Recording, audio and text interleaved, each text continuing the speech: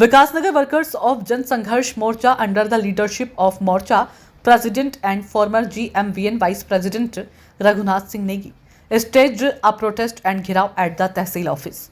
They submitted a memorandum addressed to the Honorable Governor demanding a CBI investigation and FIR against the main mastermind fraudster behind the Haridwar Municipal Corporation land purchase scam in the absence of the sub-divisional magistrate of Vikasnagar. The memorandum was handed over to Peshkar Sarita Joshi.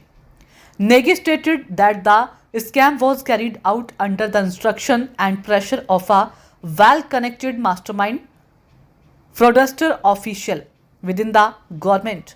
Although the subordinate officials acted under pressure and have been suspended and subjected to a vigilance inquiry, the real mastermind remains untouched, which is a serious concern.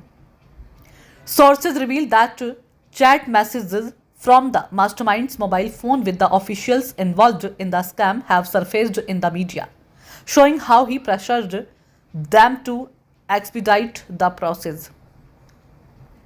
Negi questioned how the land, which was essentially a garbage dump spanning nearly 30 bighas, had its land use changed overnight and was bought for 54 crores, despite its actual value being 14 crores, causing a loss of 40 crores to the government.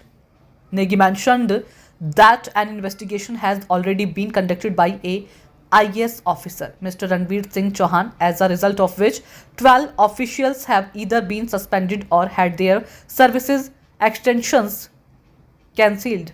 However, no FIR has been filed yet under the Economic Offences Conspiracy of the Prevention of Corruption Act, which should have happened by now. He emphasized that the suspended officials are being punished for the wrongdoings of the main fraudster, who has brought disrepute to the government.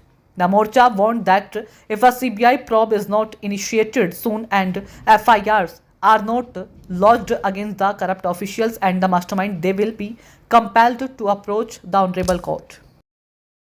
Haridwar नगर निगम के द्वारा जो लगभग 54 करोड़ रुपए की ज़मीन खरीदी गई, उसका मूल्य 14 करोड़ रुपए था। वो कूड़े के ढेर से लगती हुई ज़मीन है और रातों रात उसका लैंड यूज करके जिस तरह से अधिकारियों ने उस घटना को अंजाम दिया, 40 करोड़ रुपए की चपत सरकार को लगाई। इसकी जांच सीबीआई से इसलिए होनी जरूरी है क्योंकि इसमें मास्टरमाइंड अधिकारी, बहुत बड़ा जालसाज अधिकारी है, जिसके निर्देश में, जिसके दबाव के चलते ये पटकथा लिखी गई उस भूमि को खरीदने की। लेकिन वो जो मास्टरमाइंड है अधिकारी, वो आज भी पिक्चर से बाहर है। उस अधिकारी को शिकंजे में लेने के लिए ये बहुत ज़रूरी हो गया है कि इसमें सीबीआई जांच हो। सरकार ने उसमें जांच कराई। आईएएस अधिकारी रणवीर सिंह चौहान जी, उन्होंने इन अधिकारियों को दोषी पाया और ये निलंबित भी हो गए। लेकिन वो अधिकारी आज भी पिक्चर से बाहर है। इस अधिकारी को शिकंजे में लेने के लिए बहुत ज़रूरी है कि उसकी सीबीआई जांच हो, जिसने 40 करोड़ रुपए का नुकसान राजस्व का सरकार को बचाया, जनता की गाड़ी कमाई को लुटाने का काम किया। ऐसा अधिकारी इतना दबाव दे करके, उस अधिकारी ने इतना दबाव दिया इन अधिकारी पर जो सस्पेंड हुए कि इस काम को जल्दी से जल्दी करो। और सूत्र तो ये बताते हैं कि कई जो मोबाइल चैटिंग है मीडिया के पास भी पहुंच चुकी है, उनके द्वारा जो उन्होंने दबाव दिया था कि लगातार जल्दी कीजिए जल्दी कीजिए, रातों रात उस जमीन का लैंड यूज चेंज हो जाता है और जनता, आप देखते हैं जनता के छोटे छोटे काम नहीं हो पाते।